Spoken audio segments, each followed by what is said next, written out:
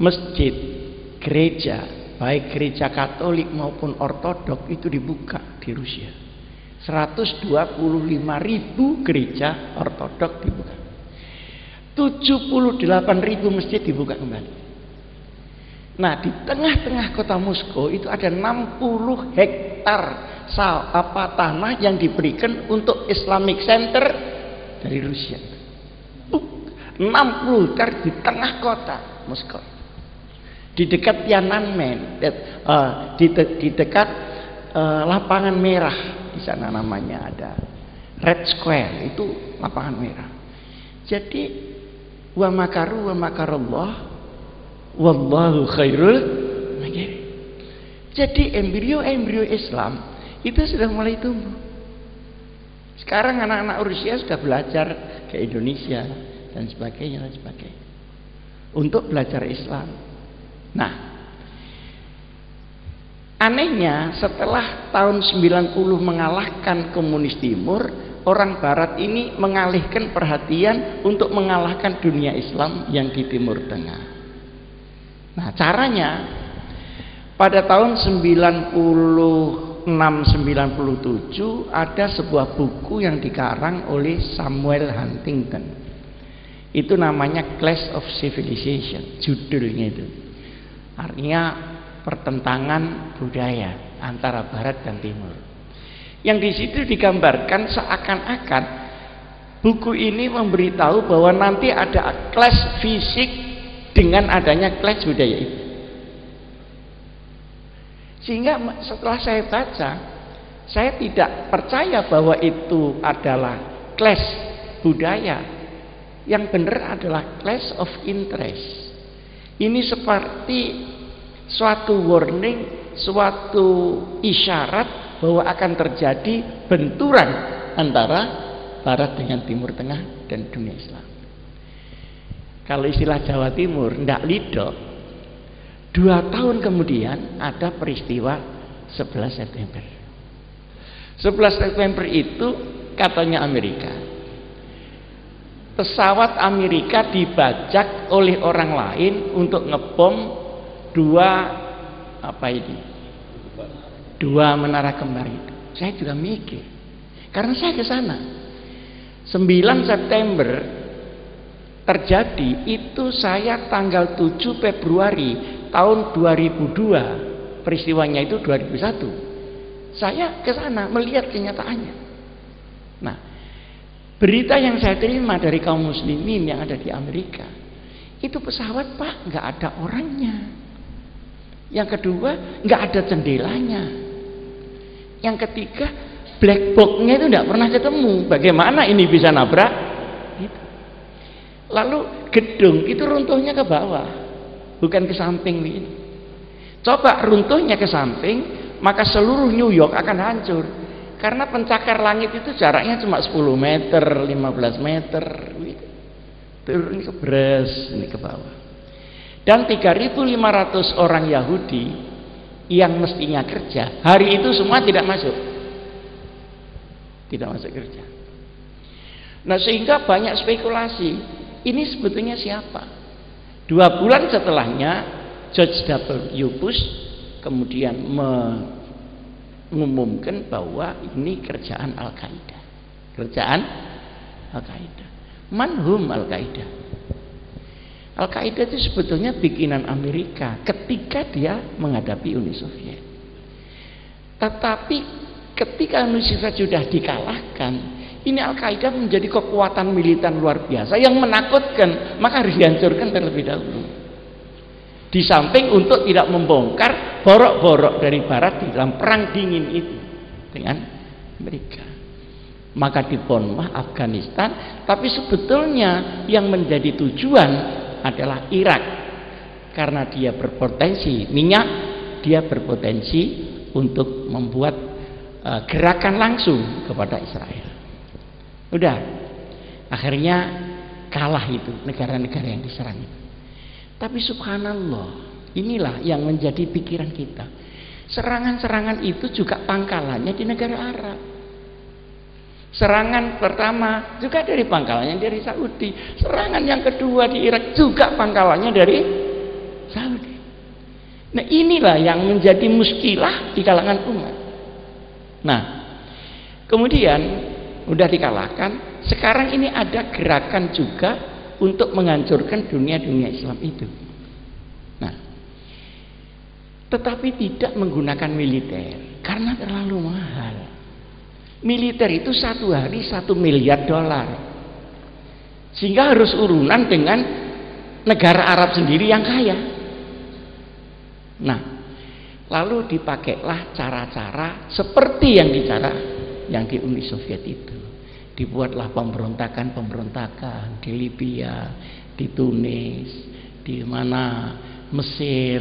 Sekarang yang paling mengerikan itu di Syria. Kemarin baru Syekh Wahbah Zuhaili, dokter, datang ke rumah saya 2 hari. Ya, sepertinya meneteskan air mata karena ulama di sana terbelah. Ada yang pro pemerintah, ada yang pro pemberontak. Nah, ini nanti berakhir dengan bagaimana? Yang pemberontak ini dibantu oleh Amerika, CS. Yang pemerintah dibantu oleh Cina, oleh Uni Soviet dan oleh Iran. Tapi siapapun yang membantu, kan tetap korbannya orang Syam. Tetap korbannya adalah umat Muhammad Rasulullah SAW. Nah, jadi ini adalah kerjaan-kerjaan, tapi subhanallah lagi. Negeri-negeri yang dijatuhkan dalam tanda petik tadi, itu akhirnya yang muncul itu gerakan Islam. Jadi di Libya yang tidak suka karena dengan Gaddafi karena diktator, sekarang partai Islam yang paling bagus yang mimpin.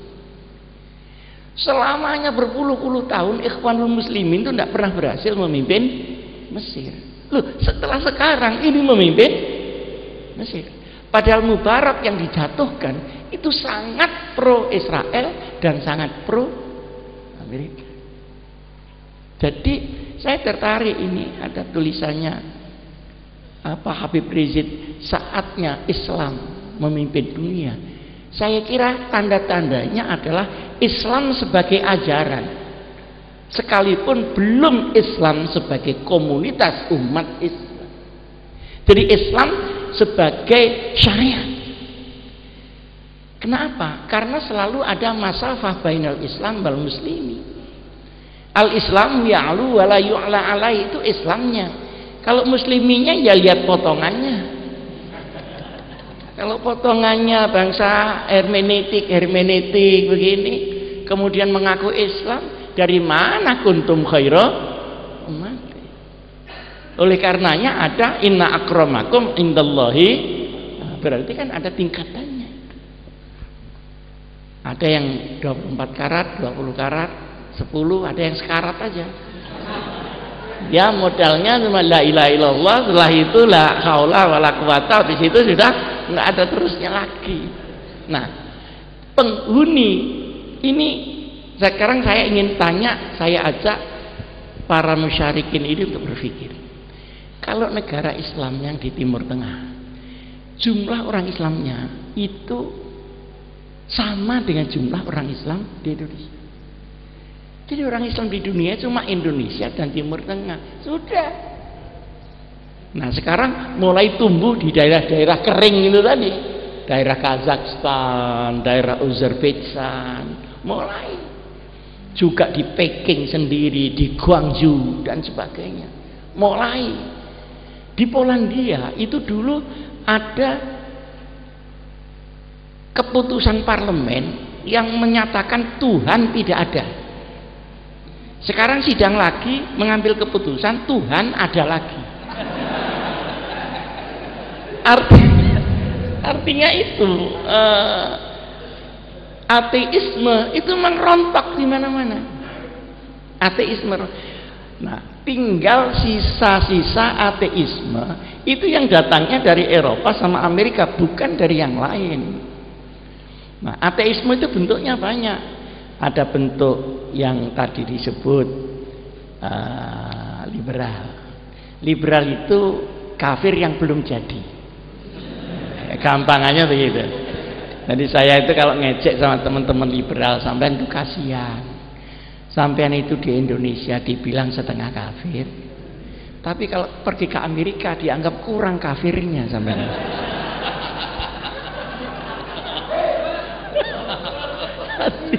Jadi umpama gelas ini setengah penuh begini.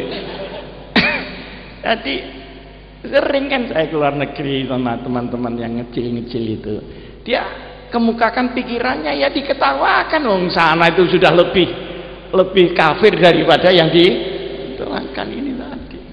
Mendingan saya menerangkan beda dengan mereka, mereka mendengar, oh ternyata ada yang beda di dunia ini. Apalagi kalau kita bisa tawasud dan i'tidal, mereka akan mikir. Nah, sekarang ekonominya rusak di barat, ini subhanallah, dan mulai mereka akan meninggalkan kapitalisme, meninggalkan itu. Tapi yang sudah kadung diimpor, diekspor keluar, ini tumbuh di mana-mana. Tapi sebetulnya orang barat sendiri sudah bosan dengan kapitalisme yang sekarang ternyata runtuh. Dan sudah bosan dengan ateisme yang membuat orang menjadi kehilangan kemanusiaan dan kehilangan hati nurani. Nah, kita sedang menuju kepada kesana. Ini kan tell me, telat mikir namanya kita. Juragannya sudah bosen gitu. Lebih dindonya kok bisa nyergepi gitu. Nah, pertanyaan saya tadi, kalau negara Indonesia yang jumlahnya hampir sama dengan seluruh orang Islam di Timur Tengah, mungkin enggak menjadi sasaran daripada gerakan-gerakan yang tidak benar itu. Kira-kira mungkin apa enggak mungkin? Sangat mungkin. Nah, tetapi harus ingat bahwa mereka kalau menyerang di satu itu kan harus ada maudhu'nya, harus ada temanya. Misalnya Baksul Masail ini maudhu'iyah apa waqi'iyah, nah kan begitu. Nah, mereka kalau masuk di Libya maudhu'nya mesti kediktatoran Gaddafi. Kalau masuk misalnya di Mesir, misalnya masalah ekonomi, masalah apa, masalah. Kalau masuk di Syria mungkin masalah demokratisasi yang tidak jalan. Nah, kalau ini nanti melanda Indonesia, ternyata Indonesia itu negara-negaranya negara demokrasi. Semua boleh, termasuk maksiat juga boleh. Iya kan? Termasuk maksiat juga boleh. Nah, pasti mereka tidak menggunakan cara yang dipakai di Libya, tidak menggunakan cara yang dipakai di Timur Tengah. Pasti dia akan berselancar di atas proses demokrasi itu. Jadi misalnya orang jualan itu kalau musim panas ya jualan es, tapi kalau musim hujan ya jualan ronde Pak, jangan es. Nah, oleh karenanya demokrasi yang ada di Indonesia itu bagaimana diwarnai seperti apa yang mereka kehendaki. Nah, masuknya dari mana? Masuknya pertama, Pak Harto ini kan dianggapnya orang yang berhasil dalam tanda petik menjaga keamanan dan menjaga Pancasila, sehingga semua unsur-unsur yang kira-kira tidak cocok itu nggak bisa masuk waktu zaman Orde Baru, tidak nemen-nemen seperti sekarang.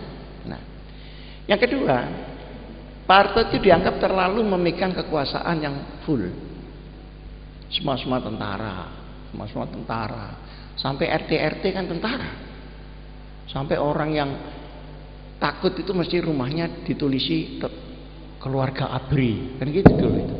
Suruhannya sidik-sidik celuk koramil gitu. Yang tidak punya keluarga ABRI ya ditulisi tetangga ABRI gitu. Saking dia urusannya sampai masih ingat itu ya, dijebol. Nah, dijebol dengan maudhu ini terlalu kenceng jadi harus dilonggarkan. Ketika dijebol itulah masuk seluruh ide-ide at-taghribiyah itu. Pada saat amandemen Undang-Undang Dasar 45 menjadi amandemen tahun 2002, tetapi tetap dinamakan Undang-Undang Dasar 1945. Di dalam perubahan itu semua simpul-simpul yang ketat itu dibocorkan semua. Misalnya di bidang ekonomi. Nah, di bidang ekonomi yang asalnya ekonomi itu dibagi rata, tapi ini lalu disentral dengan kapitalisme. Maka kita makin lama akan makin miskin.